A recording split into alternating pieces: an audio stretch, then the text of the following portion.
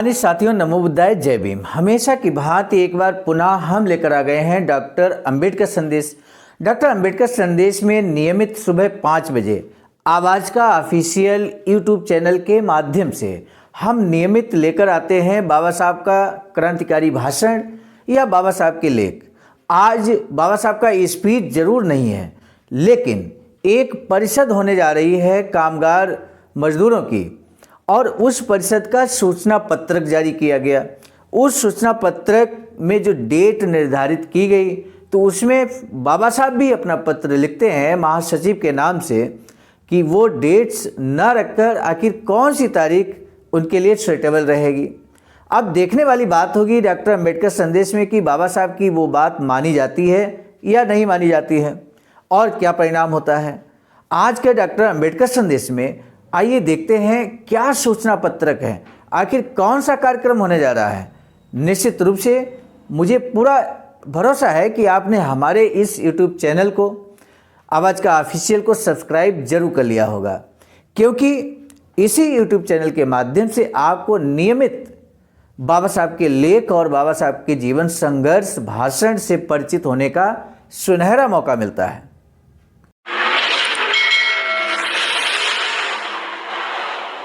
तो अब बिना विलंब के आइए हम शुरू करते हैं आज का डॉक्टर अंबेडकर संदेश। स्थान Buddha Bodhisattva Ambedkar international centre BBAIC, Sarnath, Varanasi, राज्य उत्तर प्रदेश, देश भारत के सौजन्य से। विषय आज का बहुत इंपॉर्टेंट है, बहुत महत्वपूर्ण है। आज़ादी, समानता और बंधु भावना पर आधारित नई पद्धति श्रमिक संगठनों का लक्ष्य होना चाहिए। बाबा साहब डॉक्टर अंबेडकर संपूर्ण वाङ्मय खंड 39 के प्रथम भाग के रूप में लेकर हम उपस्थित ही हैं पेज नंबर 81 से 84 तक। अगला भाग, पूरा जो कंप्लीट भाग यहाँ पर है, क्योंकि काफ़ी लंबा यहाँ पर सूचना पत्रक और स्पीच मिलाकर काफ़ी लंबा पैटर्न हो जाता है, जहाँ पर पेज नंबर 81 से लेकर 102 तक है। इसलिए इससे हमने यूँ कहें कि संकलनकर्ता परम आदरणीय विजय कुमार बौद्ध जी के द्वारा, जो कि प्रांतीय कोषाध्यक्ष आवाज़ का बिहार है, उनके द्वारा 6 भागों में ब्रेक किया गया है। हम सिर्फ इस स्पीच को प्रस्तुत करेंगे। आज सूचना पत्रक को हम प्रस्तुत करने जा रहे हैं आप सभी के समक्ष। आपसे निवेदन है कि अंत तक जरूर बात कीजिएगा किस तरह सूचना पत्र लिखा जाना चाहिए और आखिर कौन सी इसमें महत्वपूर्ण बातें लिखी हैं, वो जानना बेहद जरूरी है। मानवाड़ में अखिल GIP रेलवे का स्पर्श कामगार परिषद आयोजित करने के पीछे जो सोच है, उसे विस्तार से बताने वाला एक सूचना पत्र रेल कामगारों को उद्देश्य करते हुए निकाला गया था। वह इस प्रकार था। मानवाड़ में इस माह के आखिर में अखिल GIP रेलवे स्पर्श कामगार परिषद आयोजित की गई है। परिषद के बारे में निर्णय लेने से पूर्व परिषद के आयोजकों में से कुछ प्रमुख लोग डॉक्टर बाबा साहब अम्बेडकर से 1 महीना पूर्व ही मिल आए थे।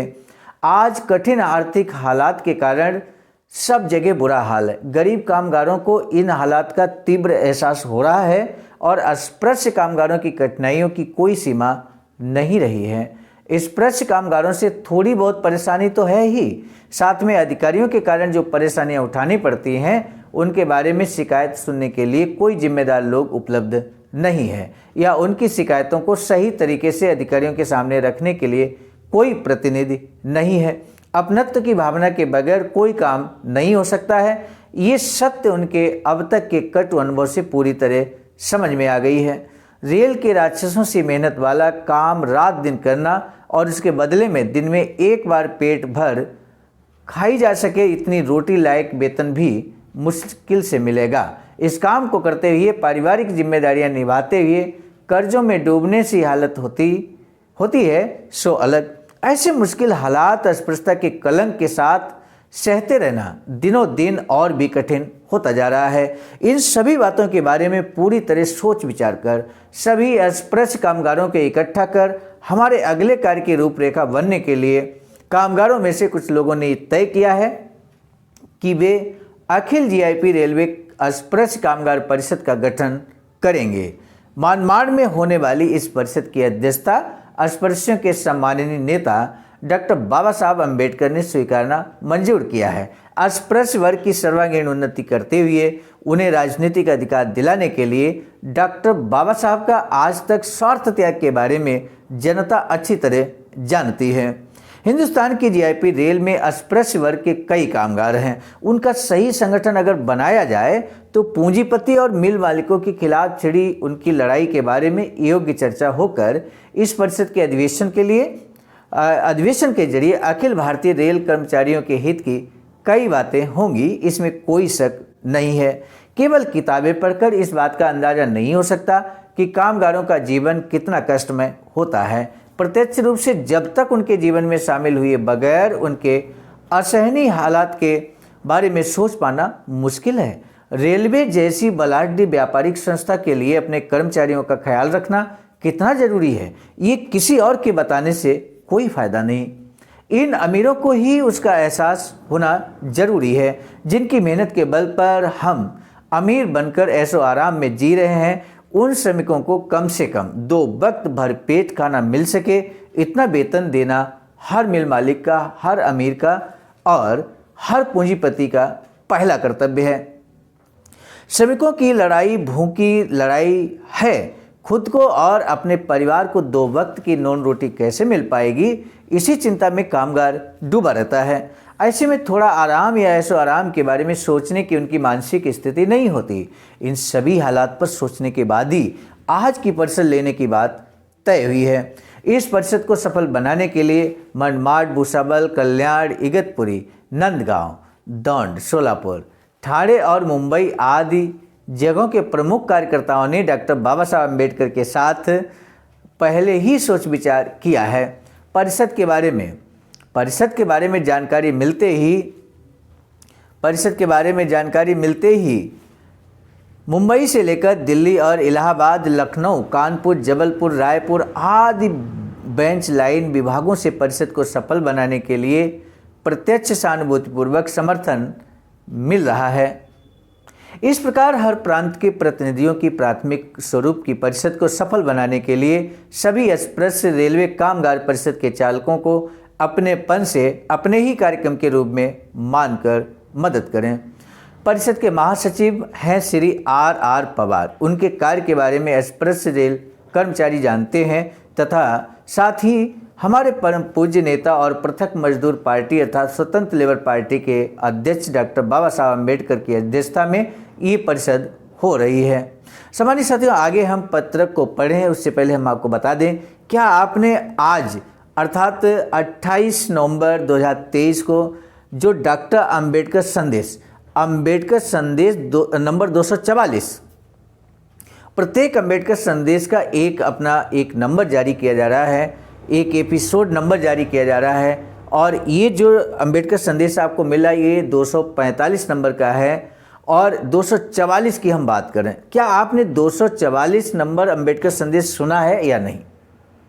यदि आपने नहीं सुना है तो हमारा आपसे अनुरोध है कि उस अम्बेडकर संदेश को जरूर सुनिएगा, क्योंकि उसमें कुछ ऐसी खास चीज़ है जो अब तक के लगभग 300 अम्बेडकर संदेश जो वीडियो हमने अपलोड किए हैं यूट्यूब आवाज़ का ऑफिशियल पर, उसमें कुछ खास बात है और वो खास बात जैसे ही वो अम्बेडकर संदेश आप सुनेंगे और उसमें हम एक्सप्लेन कर रहे होते हैं और निश्चित रूप से आप भी समझ ही जाएंगे।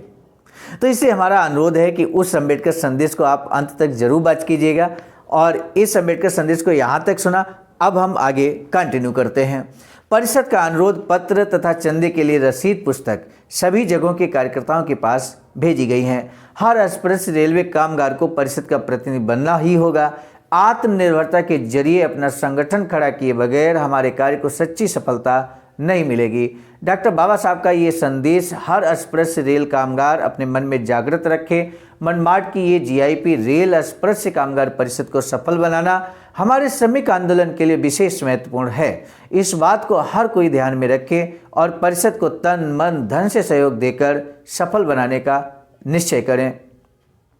ये परिषद इसी वर्ष मनमाड में लेना तय हुआ था, लेकिन परिषद के अध्यक्ष डॉक्टर बाबा साहब भीमराव अंबेडकर के पास तय तारीखों पर उपस्थित हो पाना संभव नहीं हो पाया था। अब 19 और 30 जनवरी 1938 को ये परिषद मनमाड में निश्चित रूप से होने जा रही है। अंबेडकर द्वारा परिषद के आयोजकों को उक्त तारीखों पर परिषद की आयोजित करने की सूचना भेजी और कार्यकर्ता उत्साह के साथ तैयारी में जुट गए हैं। रेलों में, मिलों में अभी ये जो तारीख यहाँ पे जारी की गई, क्या वास्तव में बाबा साहब 19 और 30 जनवरी 1938 को उपस्थित रह पाएंगे, ये अभी हम नहीं कह सकते। लेकिन आपसे निवेदन है, अंत तक वीडियो को वॉच करेंगे तो इसका कन्फ्यूजन भी दूर हो जाएगा। रेलों में, मिलों में या बड़े बड़े कारखानों में अस्पृश्य कामगारों को कितनी तकलीफ़ें उठानी पड़ती हैं। मेहनत मजदूरी वाले इस काम में केवल अस्पृश्य होने के नाते उन्हें कितना अपमान सहना पड़ता है और आर्थिक मोर्चे पर भी बहुत नुकसान सहना पड़ता है। सुधार के इस युग में प्रत्यक्ष स्थितियां लोगों के सामने लाकर लोगों को यकीन दिलाया जा सकता है कि अस्पृश्य होने का खामियाजा श्रमिकों को किस तरह चुकाना पड़ता है। अस्पृश्य कामगारों के साथ होने वाले इस अन्याय को दूर करने के लिए इस प्रकार अलग से रेल श्रमिकों की परिषद के आयोजन करना पड़ रहा है। अस्पृश्य कामगार अन्य श्रमिकों से अलग नहीं होना चाहते। सभी कामगारों की जो अन्य मांगे हैं उन्हें पाने के लिए अस्पृश्य कामगार उनके साथ संघर्ष करेंगे। लेकिन आज अस्पृश्य कामगार को उसकी अस्पृश्यता के कारण जिन मुश्किल स्थितियों का सामना करना पड़ रहा है उस पर सोच विचार के लिए तथा अन्य कामगारों के हितों के बारे में नीति तय करने के लिए ये जीआईपी रेल का कामगार परिषद लेनी पड़ रही है। इस प्रकार संक्षेप में परिषद बुलाने की जरूरत के बारे में बताया गया है। अस्पृश्य रेलवे कामगार अपना संगठन बनाएं और मनमाड की इस परिषद को सफल बनाने की कोशिश करें। परिषद के युवा और उत्साही महासचिव श्री आर पवार ने परिषद को अपूर्व और सफल बनाने का संकल्प लिया है। वे अपने सहयोगी और कार्यकारी मित्रों की मदद से ये कार्य करने लगे हैं। अध्यक्ष डॉक्टर बाबा साहब अम्बेडकर रेल कामगारों के मार्गदर्शन की नीति वाला भाषण देंगे। ये परिषद अखिल भारतीय होगी, यानी कि ऑल इंडिया लेवल की होगी। उसकी सफलता भारतीय रेल अस्पृश्य कामगारों की हित साधना में है। इसीलिए सभी श्रमिक मिलकर अपनी प्रचंड शक्ति के सहारे परिषद को उत्साह के साथ संपन्न कराने के लिए परिषद के आयोजकों का साथ देंगे। परिषद के आयोजकों का साथ दें। अस्पृश्य कामगार समय पड़ने पर अपना आंदोलन आत्मनिर्भरता के रास्ते कैसे सफल बना सकते हैं, ये भी दुनिया देखेगी। हमारे अब जागरूक हुए अस्पृश्य कामगार अपने कर्तव्यों के प्रति ईमानदार रहते हुए इस परिषद की अलौकिक शक्ति सबको दिखा देंगे, इसका हमें यकीन है। इस परिषद में उपस्थित रहने के बारे में सूचित करने के लिए डॉक्टर बाबा साहब अम्बेडकर ने महासचिव के नाम खत लिखा। उसके अनुसार महासचिव ने बाबा साहब को खत भेजा है और सार्वजनिक घोषणा भी की है। ये दोनों दस्तावेज इस प्रकार हैं। राजगृह हिंदू कॉलोनी, दादर, मुंबई, दिनांक 14 जनवरी 1938 को बाबा साहब क्या लिखते हैं? लिखते हैं, श्री रामचंद्र राव पवार, महासचिव रेलवे दलित कामगार मंडल तथा कामगारों मनमाड में होने वाले रेलवे दलित कामगार परिषद सभी तरह से महत्वपूर्ण परिषद है।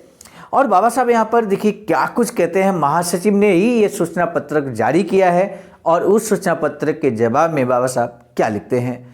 बाबा साहब कहते हैं, मैंने 29 और 30 जनवरी 1938 के दिनों इस परिषद में उपस्थित रहने की बात मानी थी। मतलब ये बात बाबा साहब स्वीकार करते हैं, लेकिन अपरिहार्य कारणों से मैं इन तारीखों को उपस्थित नहीं रह पाऊंगा। इसका मुझे खेद है। तारीख को अगर 15 दिनों तक बढ़ाया जाए तो परिषद में उपस्थित रहने के लिए मुझे काफ़ी समय मिल जाएगा। इसलिए अगर परिषद 12 और 13 फरवरी 1938 जो कि दिन शनिवार और रविवार को लिया जाए तो ठीक रहेगा। ये बाबा साहब का सुझाव था। अब देखना होगा कि बाबा साहब के सुझाव को ये परिषद मानती है या नहीं। बाबा साहब ने जो सुझाव दिया, हालांकि 29 और 30 जनवरी 1938 जो डेट्स मिला है उसकी सहमति भी बाबा साहब ने दी थी, लेकिन कई बार अपरिहार्य कारण आ जाते हैं। इस बात को हमें स्वीकारना होगा और अपरिहार्य कारण की वजह से बाबा साहब कहते हैं कि यदि 12 और 13 फरवरी को ये कार्यक्रम हो जाए, परिषद हो जाए, तो मुझे बहुत आसानी होगी। बाबा साहब कहते हैं कि साथ ही नासिक जिले के पूर्व हिस्से के सदाड़ा और काशी सांगवी गांव के लोगों की मैं उनके गांव में आऊं, ये इच्छा भी पूरी की जा सकती है। इसलिए परिषद ऊपर बताई गई तारीखों को ही रखने की कृपा करें। मैं जानता हूं कि आप में लोगों को 29 और 30 जनवरी को छुट्टी और पास हासिल करने में काफ़ी दिक्कतों का सामना करना पड़ेगा। उसके लिए विनती है कि आप मुझे माफ़ कर दीजिए। आपका कृपाभिलाषी भीमराव डॉक्टर अंबेडकर। यहाँ पर निश्चित रूप से अभी बाबा साहब के द्वारा जो प्रस्ताव यहाँ पर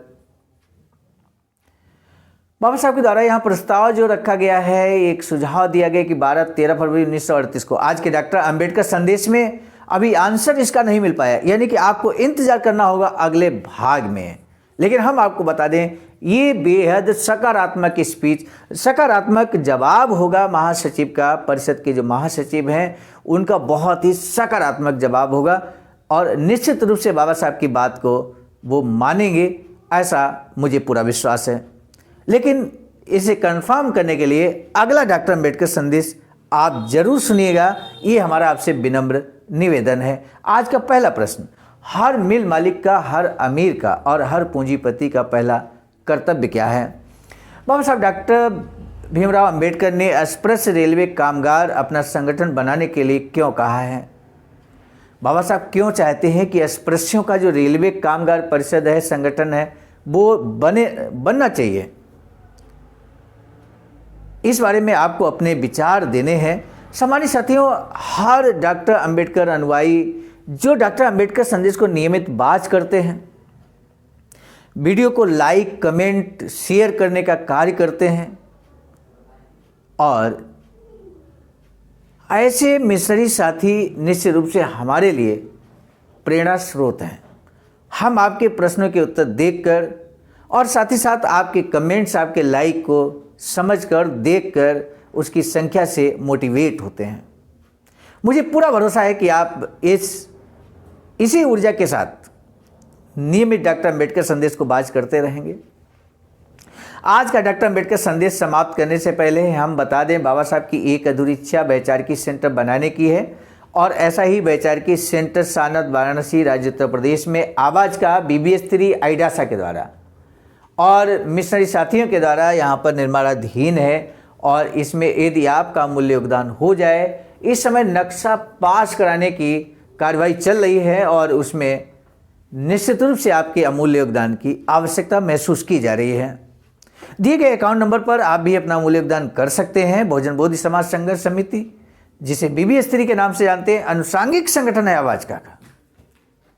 आज का डॉक्टर अंबेडकर संदेश कैसा लगा ये भी जरूर बताइएगा कमेंट सेक्शन में। अब हम सीधे आपको बता दें, आज का डॉक्टर अंबेडकर संदेश हम लेकर आए थे मिशन नायक बुद्ध मित्र मुसाफिर सर, राष्ट्रीय महासचिव आवाज का, नई दिल्ली की प्रेरणा में, और साथ ही साथ संकलनकर्ता के रूप में परम आदरणीय विजय कुमार